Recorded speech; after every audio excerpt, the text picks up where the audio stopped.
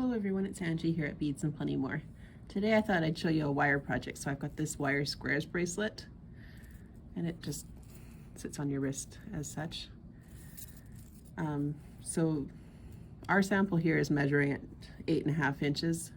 That's a bit long for most people, so you may want to shorten this by 1 bead. I've got 10 beads here, but you may want to just put 9. One thing you want to keep in mind with these beads is that they need to have large holes to fit the wire.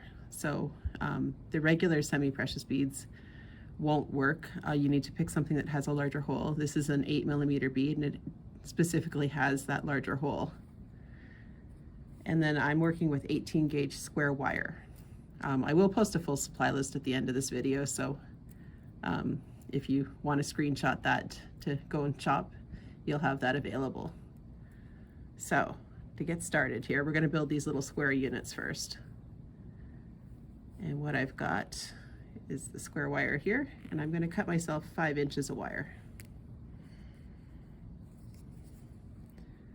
So you may have noticed I just flipped the pliers over. My cutters, when I want to cut with the flat side towards what I want to keep. And the reason that I do that is because it gives that flush cut. It gives me that square cut. And that, when you're working with the thicker gauge wires, is quite important because you want to have that flush cut. So I've got my 5 inches here, and I'm going to just take my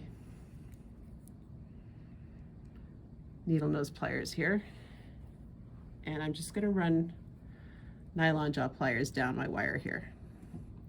And what I'm doing is I'm just trying to get it so that my square edges sit correctly. I don't want to have my wire have a twist in it. So here we go, we've got a fairly straight piece now. And I'll just bring it up here. And my first order of business is to grab it just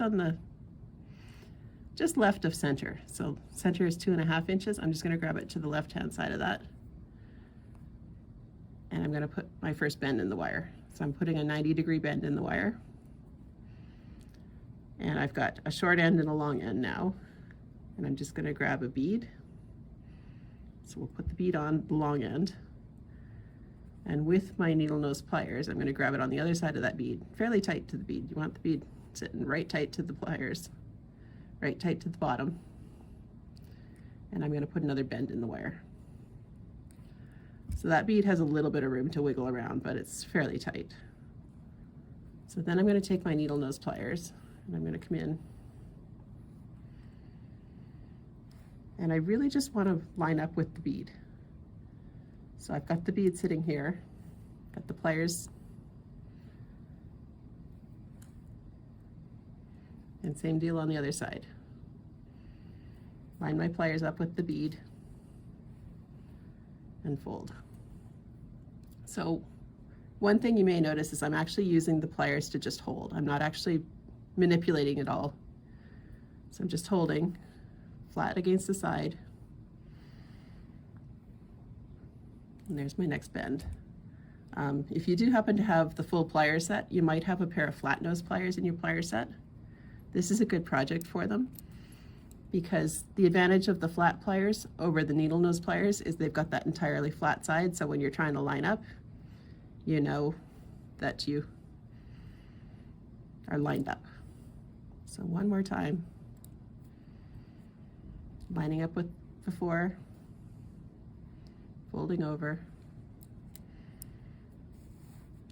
same deal on the other side, lining up with what I had before, and then folding over. And I've got the wire just a touch long. So I'm going to basically line my cutters up pretty much with the edge of the wire here. So flat side against what I want to keep.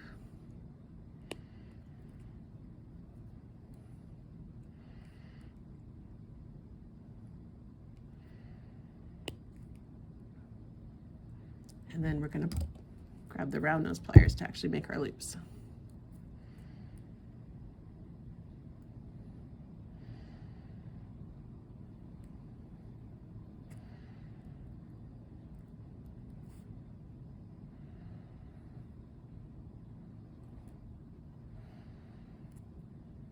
So there's my little component piece.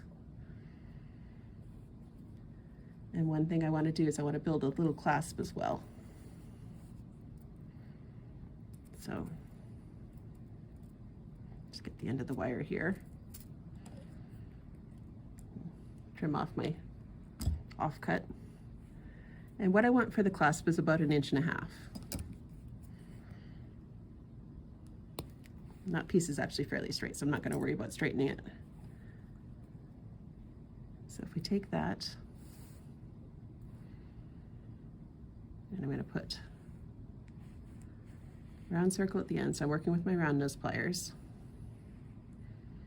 And then I'm going to grab part way up the pliers. I want a bigger loop here, so I want to be further up on the pliers to create that loop. And then another little loop at the end. So that creates a little hook S-clasp that I can hook onto my end. I can show you one here on the finished one. There you go. So we created that. And then to create the joins in between, I'm actually just going to work with the wire spool here. So we'll just take the wire spool, thread the bead on,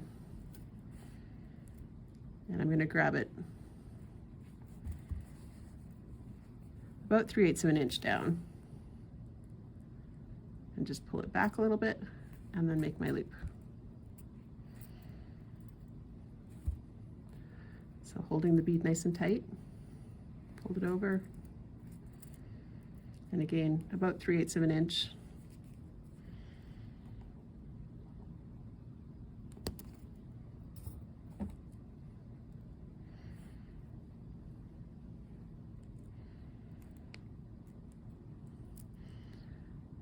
So these loops can get hooked as you go. You can just hook them as you go through your project. And if, there we go. So there's one attached. So I'll go through and attach everything else and show you the finished product. Have a good day.